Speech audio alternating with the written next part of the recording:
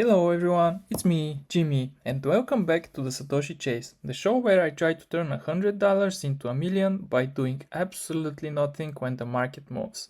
Today, the market went up a bit, but not enough to trigger anything exciting in my portfolio or my soul. Meanwhile, I'm on my third day in a row of exactly a 3-cent loss. I'm kind of impressed by the consistency. So yeah, no trades today, just vibes, disappointment, and the quiet hum of a portfolio that refuses to entertain me. Let's have a quick look at the charts.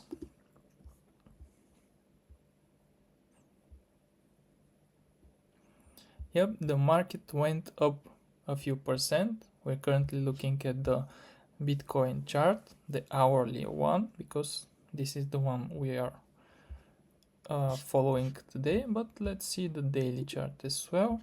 Yep, yesterday we were over here somewhere and now we are here, which is good. It's around 3% up or something like that.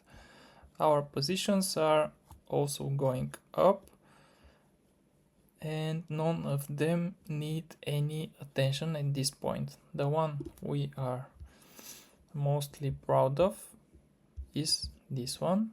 Sorry, my mouse is acting up today. This one is the one we need to monitor, but we see that it's going up, it's going down. Nobody knows where it will go. Hopefully it will go up, because if we end over here, most probably it will go down. But the tails over here, up and down, we can't really decide where we're going, but we can see support over here, which didn't allow the price to go much lower than this level. It went to 125.97, but then it went back up. These are promising signs, but nobody really knows. Let's check our wallet real quick.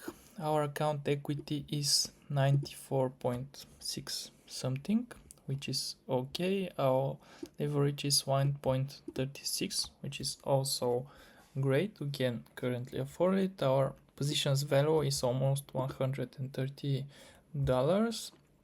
How this happens? We are using leveraged positions, which allows us to trade with more money than what we actually can afford, but this comes at a price. Let me show you what the price of this actually is. Here you can see we have 3 cents loss, another 2 cents loss, and today we are at 0, but I expect it to come up, I mean the loss, because the leveraged positions actually need some maintenance money, if we can call them that way. Let's check the transaction history. You can see we have a funding fee. We have funding fees. These funding fees are quite low actually, but when you can see how much of them there are.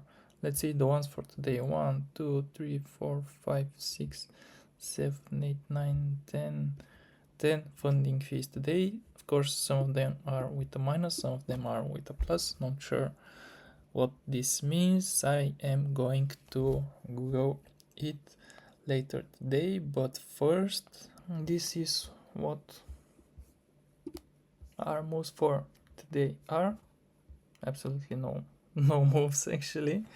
Sorry, but we have a strategy that we need to follow, because none of our opened positions are eligible to buy or sell, because if we buy, for example, which we're over here, if we buy here, we will increase our Litecoins, but it won't change much our entry price. The entry price is over here, and it will lower slightly the entry price, the break-even price, and it won't be of much help.